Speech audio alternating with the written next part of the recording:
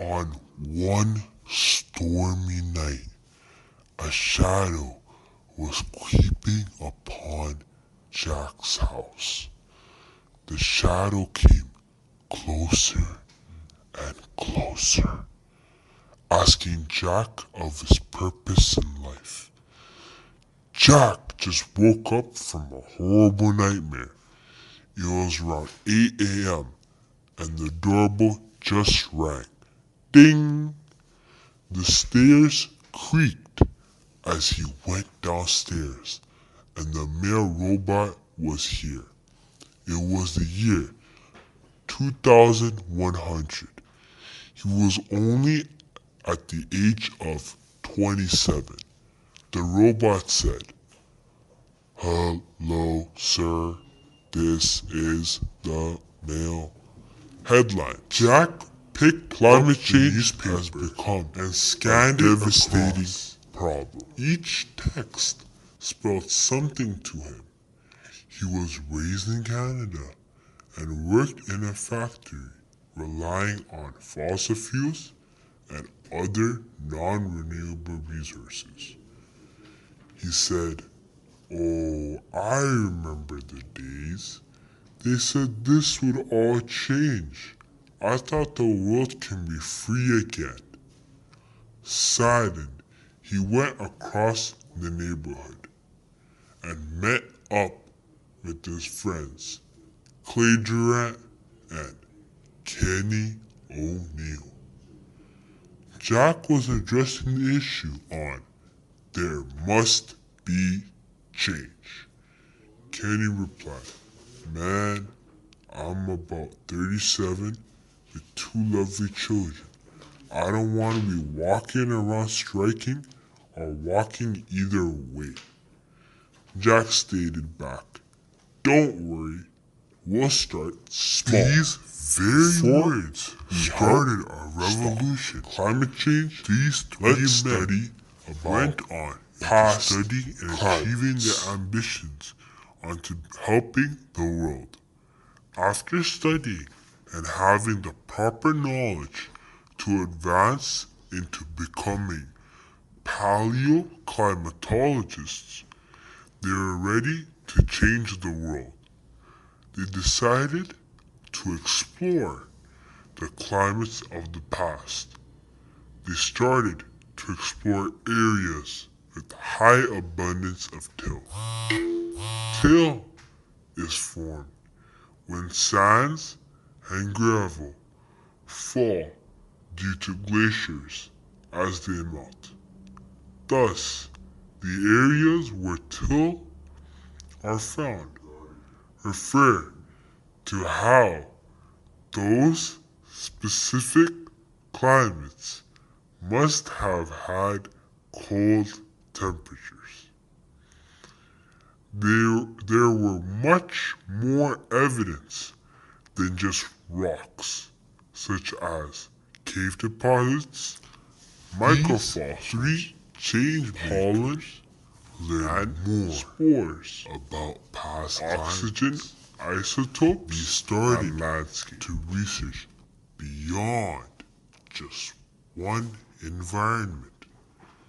They realized rocks of the color red are found in hot climates, or seawater evaporation results to rocks collecting leftover sand. In addition to this, fossils lead to specific past climates in an area. For instance, coral reefs live in environments which cannot change even the slightest bit. If so, coral reefs will be unable to survive. When Jack was reading this, he realized that the areas where coral reefs are found means that the specific area is at a specific temperature and specific condition since the past until now. Landscape is also an indicator of climate change. For instance, when glaciers move downward river valleys, forming semicircular deep U valleys in Norwegian fjords. Glaciers collect rocks and gravels. Debris scratches groove, creating striations. Also, once glaciers melt, the large rocks which it carries boulders known as erratics. Erosion and deposition indicates temperatures are colder than the current climate. Since climate describes the long-term conditions found within the area, our research provides the data required for scientists to analyze. This is used to studying weather on a daily basis using thermometers and rain gauges. Also, satellites are used to solve invalid insights on the data due to heat within a city. Therefore, Jack and his colleagues studied the climate change in Canada. He started to realize that the city's climate is changing and can affect the future generations dramatically. Jack, Clay, and Kenny were also discovering a technique used by the scientists since the 1950s. They started to measure the carbon found within the air, either through carbon dioxide or other gases with carbon. He discovered that the carbon mostly found in the air was carbon-12, specified for carbon released from the burning of fossil fuels. So what now? We've just been studying ways to discover past climates. Now what? Do we inform it to the public? Stated Clay, with a confused face. Jack responded, with a way to also know the past climates. Jack stated, let's look through contrasting evidence in our time period, indicating global warming.